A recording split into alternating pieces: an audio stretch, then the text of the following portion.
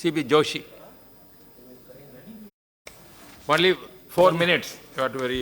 धन्यवाद अध्यक्ष महोदय, आपने मुझे इस अनुदान मांगों पर बोलने का अवसर दिया। मेरे पूर्व के सभी माननीय सांसदों ने रेल बजट पे अपनी राय व्यक्त की और मैं भी ये कह सकता हूँ कि 93 साल में एक ऐतिहासिक बजट है जिसमें हम लोग कह सकते हैं कि 1,31,000 करोड़ का इतना बड़ा बजट, जिसमें सुरक्षा, स्वच्छता और आधारभूत ढांचे की रचना को लेकर कई प्रकार के इस बजट में निर्णय लिए गए हैं। मैं इतना ज़रूर कह सकता हूं कि जिन लोगों ने अंग्रेज़ों के समय से जो डिविडेंड की मांग, लाभांश जो रेलवे भारत सरकार को देता था, एक बहुत बड़ा निर्णय इसमें यह हुआ कि अब रेलवे को जो 5% डिविडेंड सेंट्रल गवर्नमेंट को देना पड़ता था, सरकार को देना पड़ता था, अब वो रेलवे के पास ही रहेगा। इससे निश्चित रूप से रेलवे को अपना आधारभूत ढांचा बनाने में बहुत लाभ मिलेगा।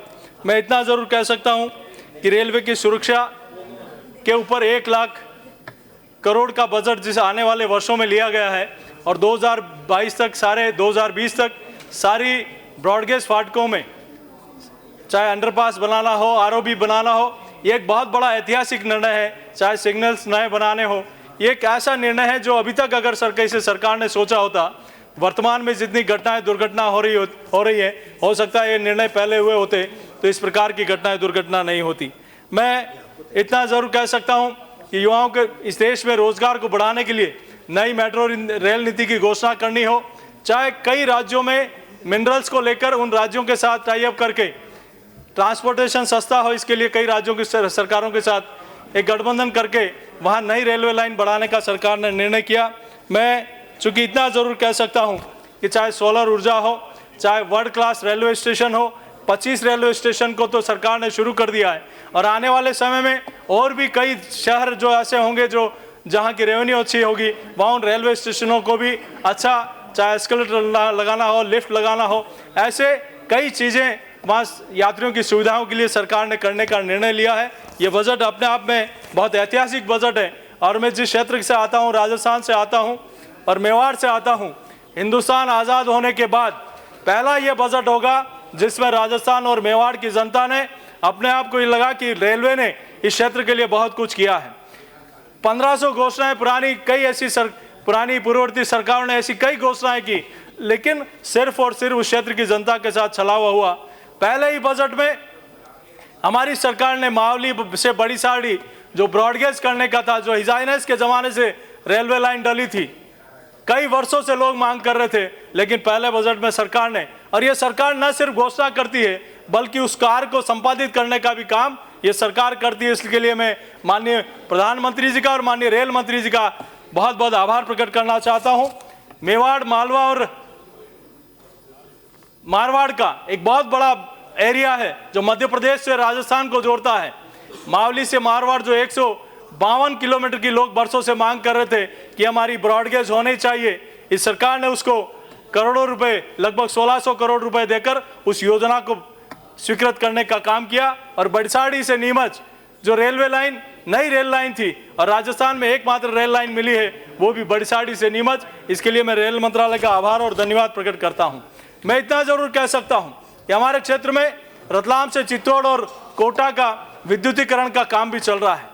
मैं उपाध्यक्ष महोदय, चित्तौड़ से नीमच दोहरीकरण का काम भी चल रहा है, लेकिन जब तक ये दोहरीकरण नीमच से रतलाम नहीं जुड़ेगा तब तक इस दोहरीकरण का कोई औचित्य नहीं रहेगा। मैं आपके माध्यम से सरकार से मांग भी करता हूं कि चित्तौड़ से नीमच का काम चल रहा है, इसको रतलाम तक कराया जाए। साथ ही अजमेर, उदयपुर, चित्तौड़ जो एक इलेक्ट्रिफिकेशन का काम चल रहा है, विद्युतीकरण का काम चल रहा है, अगर इसके साथ ही दोहरीकरण का सर्वे भी सरकार ने अभी इस बजट में दिया है, अगर ये सर्वे दोहरीकरण भी हो जाता है तो वहाँ राजधानी और कोई फास्ट शताब्दी जैसी एक्सप्रेस ट्रेनें भी, फास्ट ट्रेनें भी उस ट्रैक पर चलने का काम हो सकता है।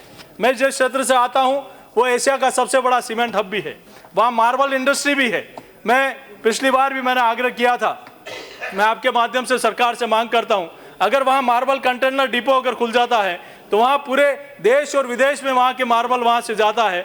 अगर वहाँ मार्बल कंटेनर डिपो खुलेगा तो लोगों को दूर जाना नहीं पड़ेगा और वहीं उसकी सुविधा मिल सकती है। आपके माध्यम से मैं सरकार से ये भी मांग करता हूँ, रतलाम से चित्तौड़ कोटा, अजमेर से चित्तौड़ उदयपुर विद्युतीकरण इलेक्ट्रिफिकेशन का काम चल रहा है। अगर इलेक्ट्रिक शेड अगर चित्तौड़ में खुल जाता है तो आने वाले समय में मेंटेनेंस का और भी कई काम होंगे।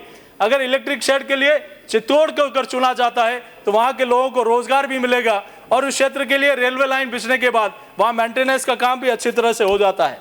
कई वर्षों पहले हमारे राजस्थान में एक डेमो कॉच फैक्ट्री की घोषणा हुई थी, लेकिन पिछली सरकारें सिर्फ घोषणा करती थी।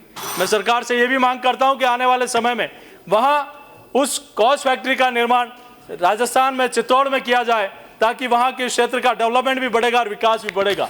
साथ ही उपाध्यक्ष महोदय, आपके माध्यम से मांग करता हूँ, हमारी सरकार ने हरिद्वार चित्तौड़ से उदयपुर से हरिद्वार चलाने की घोषणा कर दी, लेकिन एक मुंबई बांद्रा उदयपुर और अजमेर ट्रेन 3 दिन अजमेर से चलती है और 3 दिन उदयपुर से चलती है।